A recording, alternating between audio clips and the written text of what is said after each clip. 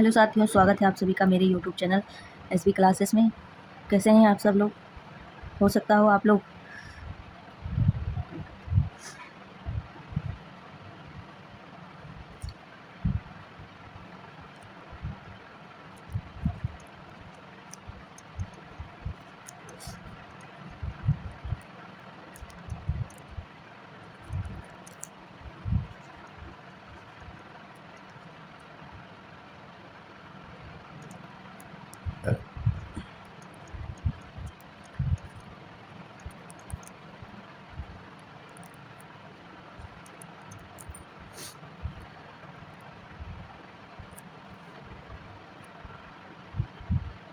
Hello friends, कैसे हैं आप सब लोग? आई होप आप लोग अच्छे होंगे और अपनी अपनी पढ़ाई खूब अच्छे से कर रहे होंगे। तो आज हमारा लेक्चर पॉलिटी का 11 है, इसका पार्ट 2 अभी बाकी है। नागरिकता चैप्टर हम लोग पढ़ रहे थे। तो नागरिकता में हम लोगों ने पिछले क्लास में बहुत सारी बातें जानी और याद की। और अगर आपका कोई उस क्लास से संबंधित कोई डाउट होगा तो कमेंट बॉक्स में ज़रूर पूछिए। और ये क्लास पूरा कैसा लगेगा, आपको अगर पसंद आया हो, पूरा लेक्चर अगर आप लोग देखेंगे तो आपको ये इसका फीडबैक कमेंट बॉक्स में ज़रूर बताना है। तो इसके लिए चलिए हम लोग क्लास की आज शुरुआत करते हैं। आज का हमारा लेक्चर है पार्ट 2, जिसमें हम लोग नागरिकता के बारे में और आगे जानेंगे। तो अगर मैं आपसे एक सवाल पूछूं कि अगर कोई बच्चा जो अमेरिका में जन्म ले लेकिन उसके माता पिता भारतीय हों तो क्या वह भारतीय नागरिक होगा? और दूसरा सवाल है, क्या भारत दोहरी डुअल नागरिकता देता है? आज की क्लास के बाद नागरिकता से जुड़े कोई भी प्रश्न आपके गलत नहीं होंगे और ना ही इस चैप्टर से आपको डर लगेगा। ठीक है, तो चलिए ये चैप्टर हम लोग शुरू करते हैं। नागरिकता का अर्जन टॉपिक है। नागरिकता का अर्जन। नागरिकता का अर्जन, सिटीजनशिप इक्विटिज्म। ठीक है, सिटीजनशिप कैसे अर्जित की जाएगी भारत की, इसके बारे में हम लोग जानेंगे। तो सबसे पहले आप लोग ये बात बताइए कि भारतीय नागरिक कैसे बनते हैं। तो इसका जवाब है नागरिकता अधिनियम 1955 के अनुसार 5 तरीके से बनते हैं। भारतीय नागरिक कैसे बनते हैं? 5 तरीके से। किस अधिनियम के अनुसार? अधिनियम 1955, अधिनियम 1955 के तहत। ठीक है, अधिनियम 1955 क्या है? इसके 5 तरीके हैं। ठीक, इसके 5 प्रकार हैं। 5 प्रकार से एक व्यक्ति भारतीय नागरिक बन सकता है। एक व्यक्ति भारतीय नागरिक बन सकता है।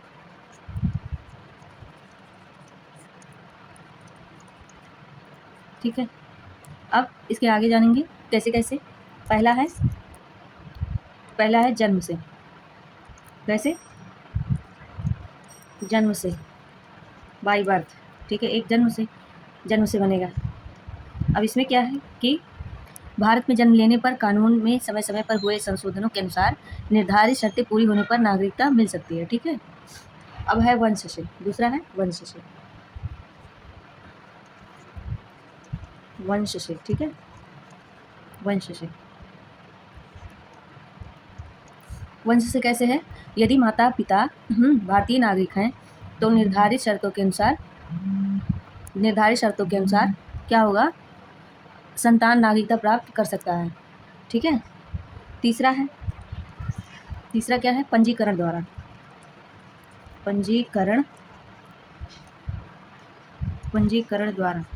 ठीक है, पंजीकरण द्वारा।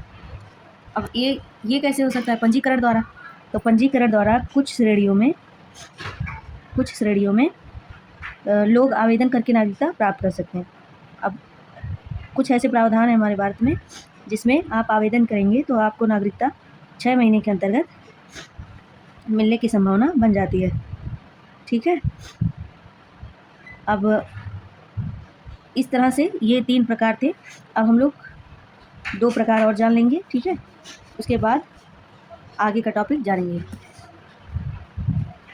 चौथा है देशीकरण द्वारा। देशीकरण द्वारा।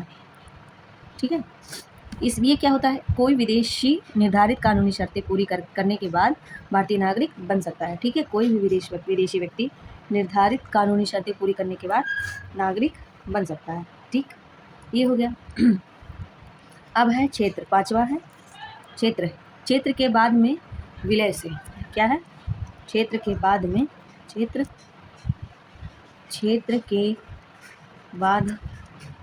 क्षेत्र के एक मिनट, ये बाद में नहीं रहेगा।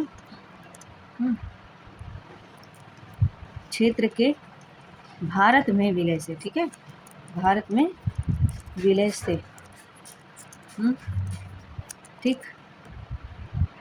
यदि कोई नया क्षेत्र भारत में शामिल हो जाए तो वहाँ के क्या है कि यदि कोई नया क्षेत्र भारत में शामिल हो जाए तो वहाँ के लोगों को कानून के अनुसार भारतीय नागरिकता दी जा सकती है। ठीक है, अगर हमारा देश भारत कोई भी भूमि, कोई भी अधिग्रहण उसे वो करता है, उस पर जीतता है या फिर कब्जा हम लोग करते हैं सेना के द्वारा या अन्य किसी तरीके से, ठीक है, तो वहाँ के जो निवासी हैं उन लोगों को कानूनी तौर से नागरिकता दी जाएगी। ठीक है, अब हम लोग एक उदाहरण ले सकते हैं, किसका है, 1961 में गोवा का ये उदाहरण हम लोग ले सकते हैं।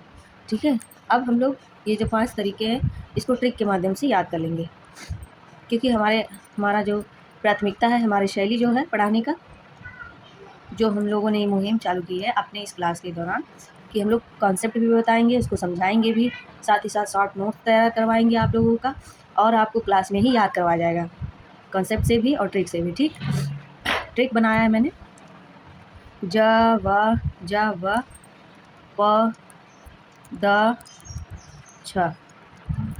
ठीक, ये है हमारा ट्रिक। ज से ज व प द छ, ज से क्या है, जन्म से, ये भी पूछा जाता है पेपर में। ठीक, ज से जन्म, व से वंश, और प से पंजीकरण।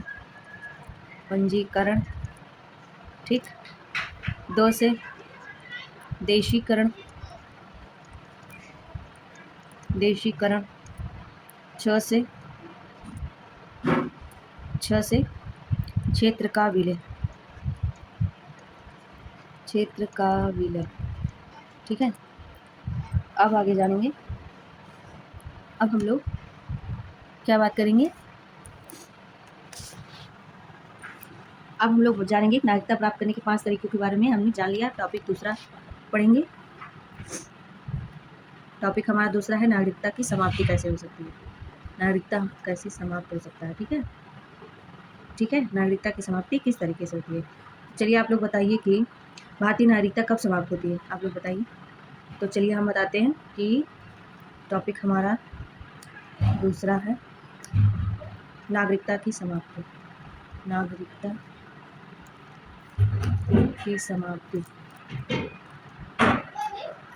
की समाप्ति।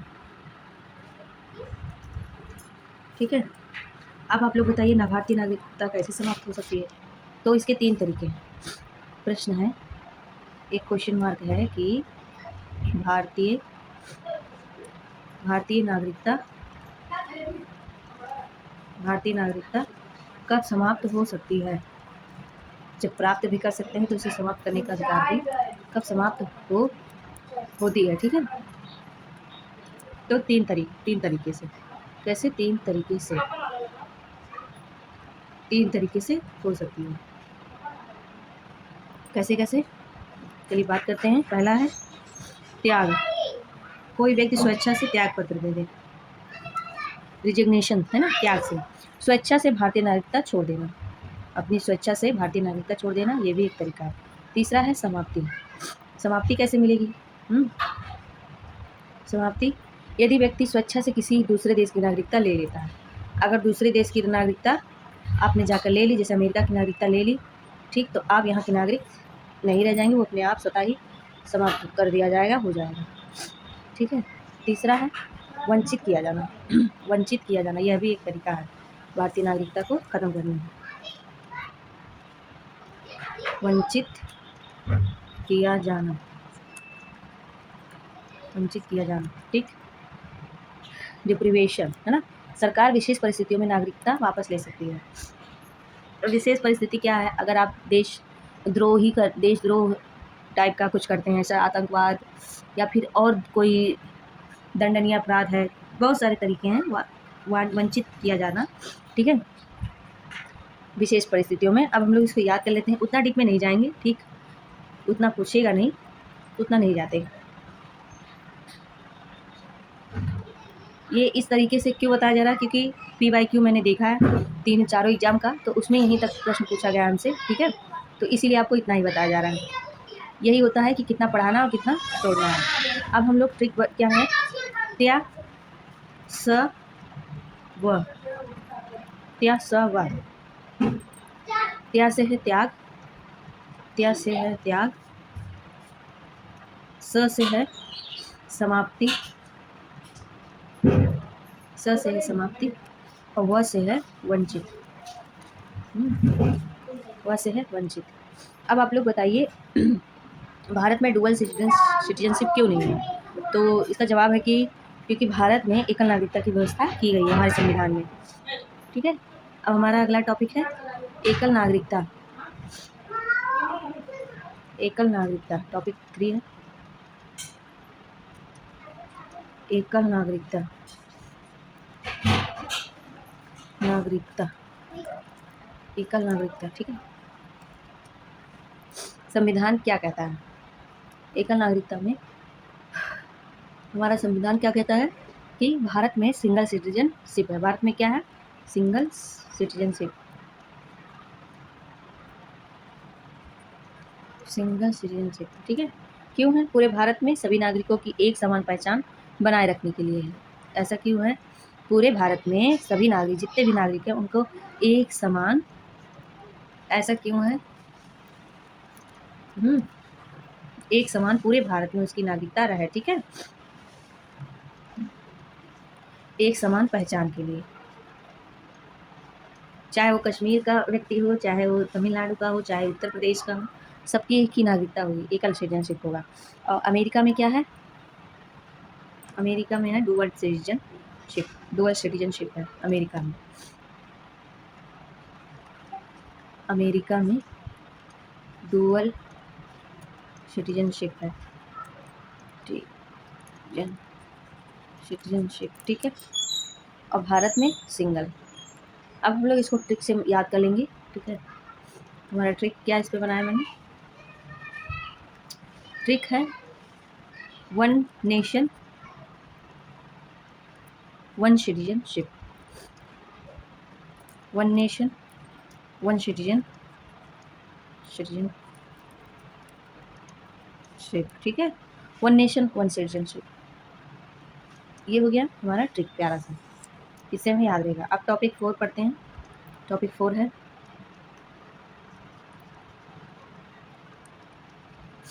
नागरिकता संशोधन अधिनियम, CCA, नागरिकता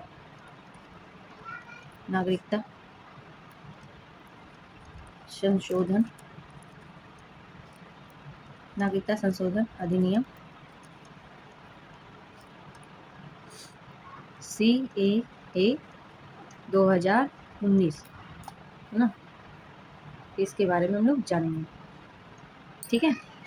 सबसे पहले CAA का पूरा नाम जानते हैं। CAA का पूरा नाम है सिटीजनशिप अमेंडमेंट एक्ट। क्या है, सिटीजनशिप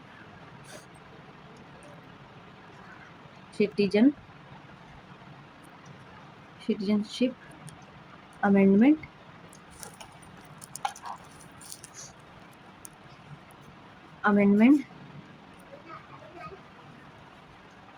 एक्ट 2019, ये है इसका पूरा नाम। अब संशोधन किस कानून में हुआ, नागरिकता अधिनियम 1955। नागरिकता अधिनियम किसके तहत संशोधन हुआ, नागरिकता अधिनियम 1955 के तहत संशोधन किया गया। किन देशों के लिए यह चीज लाया गया था, ये भी जानना जरूरी है। किन देशों के लिए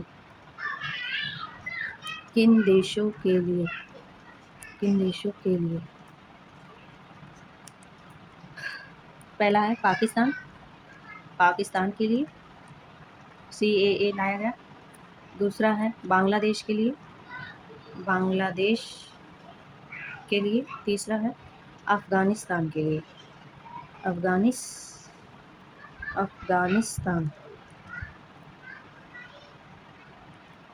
ठीक है। और किन समुदायों के लिए, ये भी पूछा जाता है, किन समुदायों के लिए, किन समुदायों के लिए यह लागू हुआ था, किस पर किन समुदायों पर यह चीज़ अप्लाई की गई थी। ठीक है। किन समुदायों के लिए, पहला है हिंदू, हिंदुओं पर भी लागू हुआ। दूसरा है सिख पर भी। तीसरा है बौद्ध धर्म। ठीक। चौथा है जैन। पांचवा है ईसाई।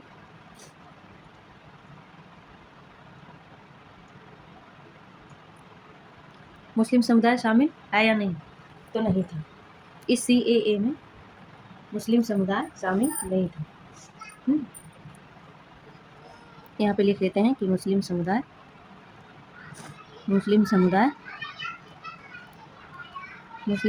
शामिल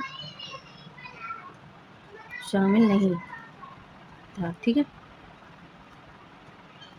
ये हो गया। कट ऑफ तिथि क्या थी इसकी? कट ऑफ तिथि क्या थी? कट ऑफ तिथि थी, ये भी जानना है। 31 दिसंबर 2014 तक भारत आए पात्र व्यक्तियों पर लागू था। किस पर? 2014 तक भारत आए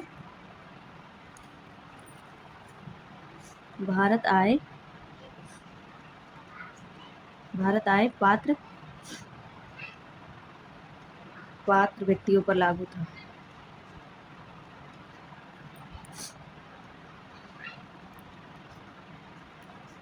ठीक है। उद्देश्य क्या था? धार्मिक उत्पीड़न जो था ना, धार्मिक उत्पीड़न के कारण आए इन समुदायों के पात्र लोगों को भारतीय नागरिकता प्राप्त करने का मार्ग देना था। ठीक है। इसलिए यह एक्ट लाया गया, अधिनियम। अब हम लोग सबसे पहले क्या है, CAA पर न्यायिक और राजनीतिक बहसें भी हुई हैं, लेकिन परीक्षा में सबसे पहले इसके तथ्य और प्रावधान याद रखे हैं। ठीक है, रखना है हमें। अब ट्रिक क्या है, इतने कॉन्सेप्ट पर ट्रिक क्या बना है, ये भी जान लेते हैं।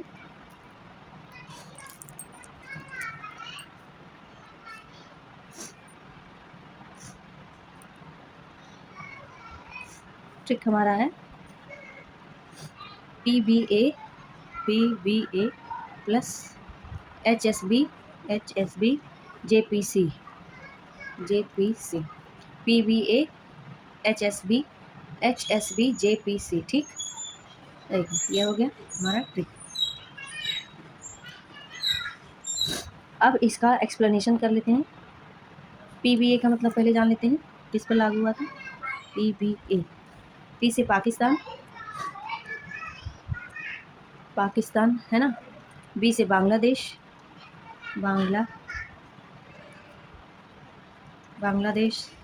A से अफगानिस्तान,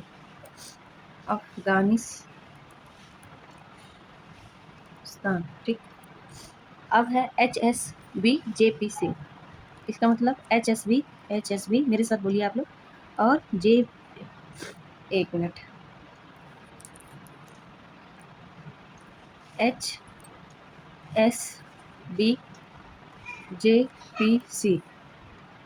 H से है हिंदू, और S से है सिख, B से है बुद्धिस्ट है ना, बुद्धिस्ट। J से है जैन, P से पारसी, C से है क्रिश्चियन। ठीक है, इतना हम लोग जान लिए। ये हमारा ट्रिक था, बहुत ही आसान सा, आप लोग याद रख लिए उसको। ठीक है, बहुत बड़ा नहीं है। टॉपिक 5 है हमारा।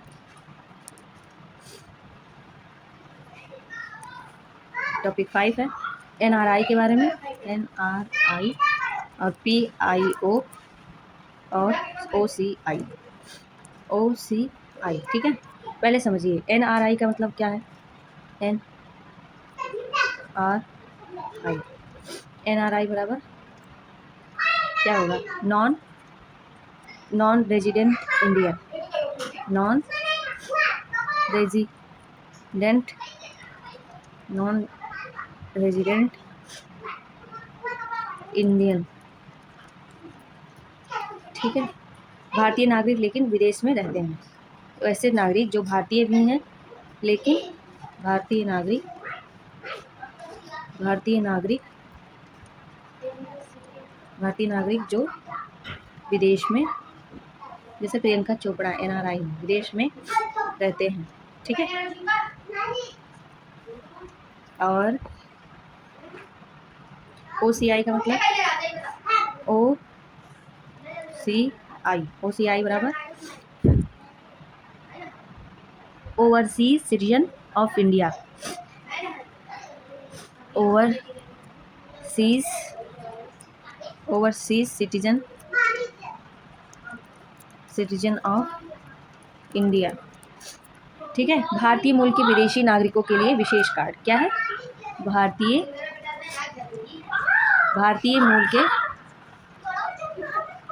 मूल के विदेशी नागरिकों के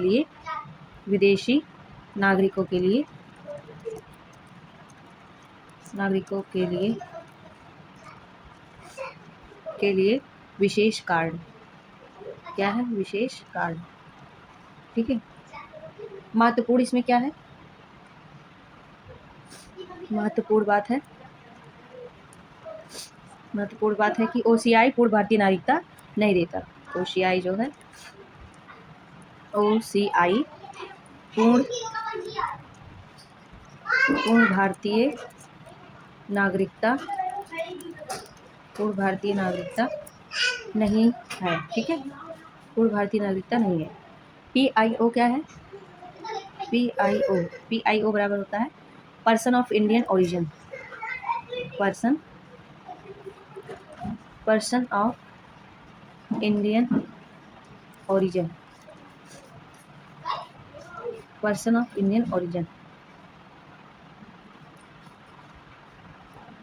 इंडियन ओरिजिन, ठीक है। भारतीय मूल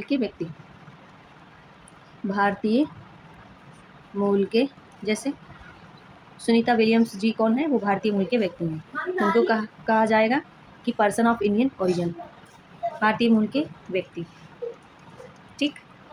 कमला हैरिस जो हैं वो भी भारतीय मूल के व्यक्ति हैं, ठीक है। तो इसी तरीके से आइए महत्वपूर्ण तथ्य इसमें क्या है ये भी जान लेते हैं। महत्वपूर्ण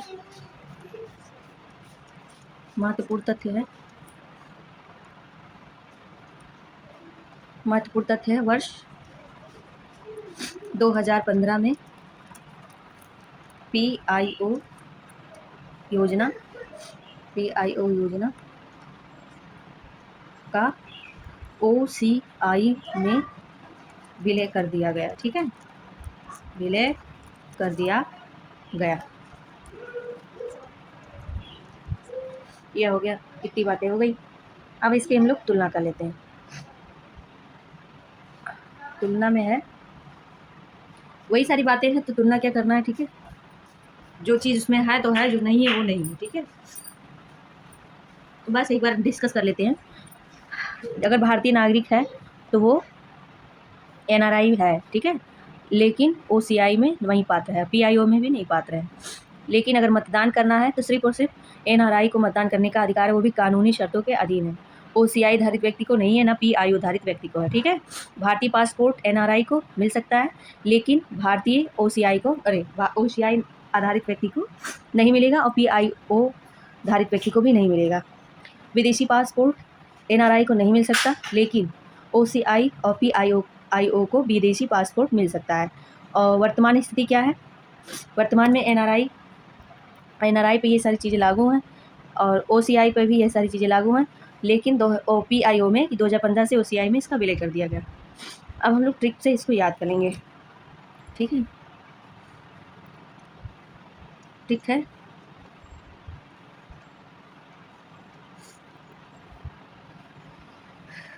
ठीक है। एन बराबर नेशनल, एन बराबर नेशनल, एन बराबर नेशनल यानी एनआरआई, एनआरआई मतलब भारतीय नागरिक।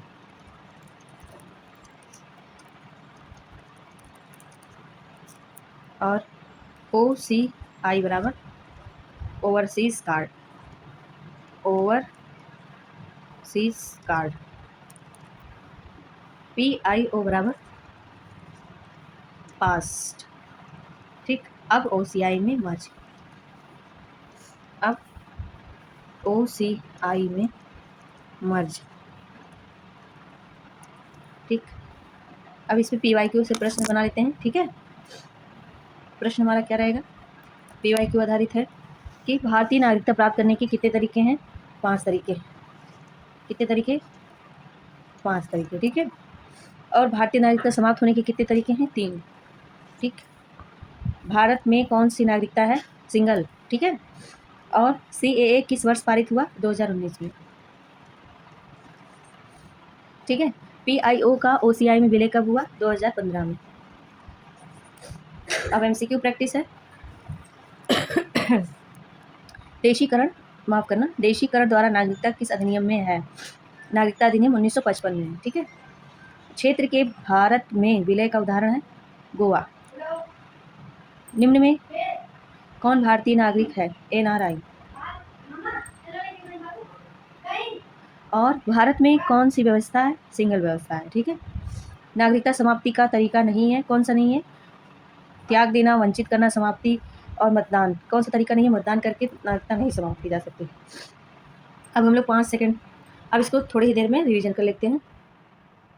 रिवीजन करने का तरीका है, चलिए याद करते हैं रिवीजन करके। 5 तरीके हैं। कौन से? जन्म से, वंश से, पंजीकरण से, देशीकरण से, क्षेत्र का विलय करके नागरिकता मिल सकती है, नागरिक बन सकते हैं। 3 तरीके हैं समाप्ति के, त्याग, समाप्ति और वंचित। ठीक है, CAA 2019 में लागू हुआ, नागरिकता अधिनियम 1955 के तहत संशोधन के द्वारा निर्धारित हुआ। ठीक है, और 3 देश हैं जहाँ जहाँ लागू हुआ CCA: पाकिस्तान, बांग्लादेश, अफगानिस्तान। और 6 समुदाय हैं: सिख, हिंदू, जैन, बौद्ध, पारसी, ईसाई। ये समुदाय पीड़ित थे, इनकी सुरक्षा, रक्षा और कानूनी तौर से इन्हें मान्यता देना, भारत की नागरिकता देना भारत सरकार का लक्ष्य था। ठीक है, इन देशों में ये लोग सताए हुए थे, इसलिए हमारे देश में ऐसा नियम बनाया गया।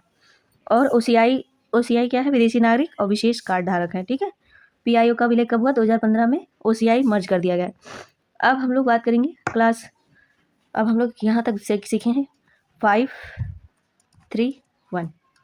CAA, NRI, OCI, PIO।